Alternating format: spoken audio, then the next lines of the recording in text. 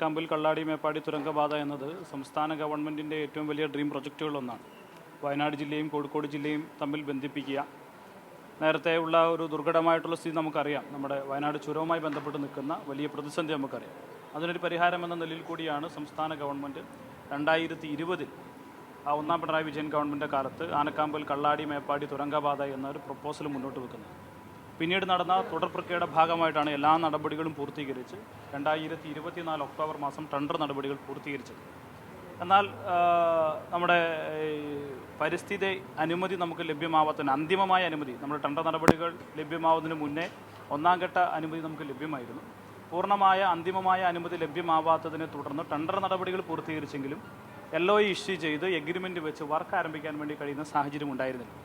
ആ സമയത്ത് കുറേ കപട പരിസ്ഥിതിവാദികൾ ഈ വിഷയം ഏറ്റെടുക്കുകയും അത് വലിയ പ്രശ്നങ്ങളാക്കി തീർക്കുന്നതിന് വേണ്ടിയിട്ടുള്ള ശ്രമങ്ങളൊക്കെ നടത്തിയിരുന്നു. ഈ വിഷയം ശ്രദ്ധയിൽപ്പെട്ടതിൻ്റെ ഭാഗമായിട്ടാണ് ബഹുമാനപ്പെട്ട മുഖ്യമന്ത്രിയെ തന്നെ നേരിട്ട് കാണുകയും മുഖ്യമന്ത്രി കൂടി ഈ വിഷയത്തിൽ വളരെ ഗൗരവത്തോടു കൂടി ഇടപെടുകയും അതിൻ്റെ ഭാഗമായി കഴിഞ്ഞ ഈ ഫെബ്രുവരി മാസം 13-ാം തീയതി സിയാക്കിൻ്റെ ആദ്യഘട്ട മീറ്റിംഗ് ചേരുകയും 27-ാം തീയതി ബഹുമാനപ്പെട്ട മുഖ്യമന്ത്രി തന്നെ പങ്കെടുത്തുകൊണ്ട് 27-ാം തീയതി ഉന്നതതല യോഗം ചേരുകയും 1-ാം തീയതി ചേർന്ന സിയാക്കിൻ്റെ മീറ്റിങ്ങിൽ കണ്ടീഷനോട് കൂടിയിട്ടുള്ള അംഗീകാരം നൽകുന്നതിന് തടസ്സമില്ല എന്നുള്ള കാര്യം തീരുമാനമായി എടുക്കുകയും ചെയ്തു. സ്വാഭാവികമായിട്ടും അതിൻ്റെ ഭാഗമായി തന്നെ നമുക്ക് LOA ഇഷ്യൂ ചെയ്യാനും കരാറെടുത്ത കമ്പനിയുമായി എഗ്രിമെൻറ്റിൽ ഏർപ്പെടാനും വർക്ക് അതിവേഗത്തിൽ ആരംഭിക്കാനും കഴിയുന്ന സാഹചര്യമുണ്ട് എന്നുള്ളതാണ് ഏറ്റവും ശ്രദ്ധേയമായിട്ടുള്ള കാര്യം. വേണ്ടതില്ല, അത് നേരത്തെ തന്നെ കേന്ദ്ര ഗവൺമെൻറ് അത് വ്യക്തമാക്കിയിരുന്നു. NH കണക്ടിവിറ്റിയോ സ്റ്റേറ്റ് ഹൈവേ കണക്ടിവിറ്റിയോ ഒന്നും ഇല്ലാത്തതുകൊണ്ട് കേന്ദ്ര ഗവൺമെൻറ്റിൻ്റെ അനുമതി ആവശ്യമില്ല എന്നത് കാര്യം പറഞ്ഞിരുന്നു. എന്നാൽ നമ്മളാണ് സ്റ്റേറ്റ് ഗവൺമെൻറ് തന്നെ ഒരു വർഷം നീണ്ടു നിൽക്കുന്ന SEA സ്റ്റഡി നമ്മൾ നേരത്തെ നടത്തിയിരുന്നു. അത് 2023 ജൂലൈ മാസത്തിൽ ആരംഭിച്ച് 2024 ജൂലൈ മാസത്തിൽ അവസാനിച്ചതാണ്. അപ്പോൾ അത്തരം കാര്യങ്ങളെല്ലാം ശാസ്ത്രീയമായ എല്ലാ പഠനങ്ങളും പൂർത്തീകരിച്ചിരുന്നു. അതിനിടയിലാണ് ബഹുമാനപ്പെട്ട മുഖ്യമന്ത്രി നോർവേ സന്ദർശിച്ച ഘട്ടത്തിൽ ഏറ്റവും കൂടുതൽ ടണലിംഗ് മെത്തേഡുകൾ പരീക്ഷിക്കുന്ന നോർവേ രാജ്യത്തു നിന്നുള്ള നോർവേ യൂണിവേഴ്സിറ്റിയുടെ ഡയറക്ടർ കൂടിയായിട്ടുള്ള അവിടുത്തെ, അതിൻ്റെ പേര് ഞാൻ മറന്നുപോയി, അദ്ദേഹം സ്ഥലം സന്ദർശിക്കുകയും ഇതിൻ്റെ സാധ്യതകളെക്കുറിച്ച് കൂടുതൽ ആരായുകയും ചെയ്തു. മറ്റൊന്നുമല്ല, ഏറ്റവും പ്രധാനപ്പെട്ടത് SPV പ്രവർത്തിക്കുന്ന KRCയിലാണ്, കൊങ്കൺ റെയിൽ കോർപ്പറേഷനാണ്. KRCയിൽ ഇതിൻ്റെ SPV പ്രവർത്തിക്കുന്നത് കൊണ്ട് തന്നെ ഇത്തരം ടണലിംഗ് മെത്തേഡ് ഏറ്റവും നന്നായി ഈ ഇന്ത്യ മഹാരാജ്യത്ത് നടപ്പിലാക്കുന്നത് പ്രധാനമായും KRCയിലാണ്. സ്വാഭാവികമായിട്ടും KRCയിൽ SPV പ്രവർത്തിക്കുന്ന അവരുമായിട്ടാണ് ബന്ധപ്പെട്ട കമ്പനി എഗ്രിമെൻറ്റിൽ ഏർപ്പെടേണ്ടത്. അപ്പോൾ LOA 2 ദിവസത്തിനുള്ളിൽ ഇഷ്യൂ ചെയ്യാൻ വേണ്ടി കഴിയുമെന്നും വളരെ വേഗത്തിൽ എഗ്രിമെൻറ്റിൽ ഏർപ്പെടാൻ വേണ്ടി കഴിയുമെന്നും ഉടനെ തന്നെ വർക്ക് ആരംഭിക്കാൻ വേണ്ടി കഴിയുമെന്നുള്ളതാണ് നമ്മൾ കാണുന്നത്. ബഹുമാനപ്പെട്ട മുഖ്യമന്ത്രിയെ പങ്കെടുപ്പിച്ചുകൊണ്ട് തന്നെ വലിയൊരു ജനകീയ ഉത്സവമായി ആ പദ്ധതിയുടെ ഉദ്ഘാടനം നിർവഹിക്കണമെന്നുള്ളതാണ് നമ്മൾ കാണുന്നത്. ഈ മേപ്പാട് പശ്ചാത്തലത്തിൽ ഇത് പുനരാലോചന വേണമെന്ന ആവശ്യമൊക്കെ പല സ്ഥലങ്ങളിലും ഉയർന്നുണ്ട്.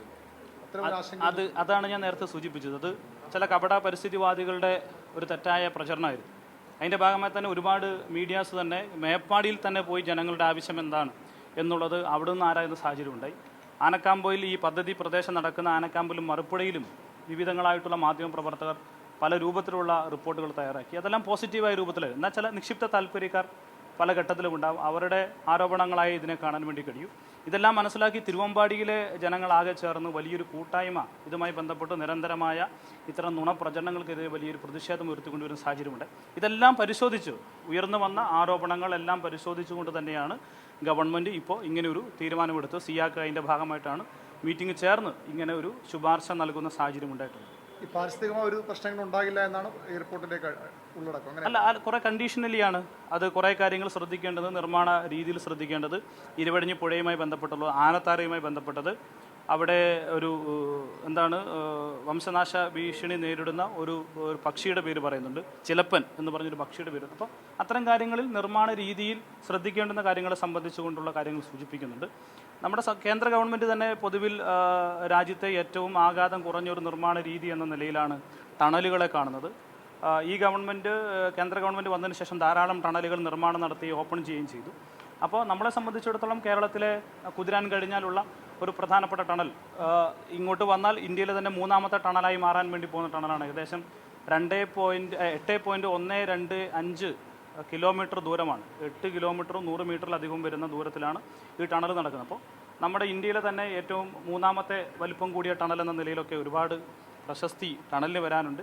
ടൂറിസം മേഖല വലിയ രൂപത്തിൽ ഉണരാനുള്ള സാധ്യതയുണ്ട്. ഇതെല്ലാം വലിയ രൂപത്തിലാണ്. ഗവൺമെൻറ് നേരത്തെ തന്നെ ഈ ടണലിലേക്കുള്ള റോഡ് കുന്നമംഗലത്ത് നിന്ന് മുക്കംകൂടി തിരുവമ്പാടി ചെന്ന് പുലിരാമ്പാറ മറിപ്പുഴ വഴിയുള്ള റോഡ് സ്റ്റേറ്റ് ഹൈവേ ആയി പ്രഖ്യാപിക്കുന്ന സാഹചര്യം ഉണ്ടായി. സ്റ്റേറ്റ് ഹൈവേ 89 ഗവൺമെൻറ് നേരത്തെ നോട്ടിഫിക്കേഷൻ ഇറക്കിയിരുന്നു. അപ്പോൾ അത്തരം നടപടികളെല്ലാം ഈ പദ്ധതിയെ വേഗത്തിലാക്കുന്നതിന് വേണ്ടി ചെയ്യുന്ന കാര്യങ്ങളാണ്.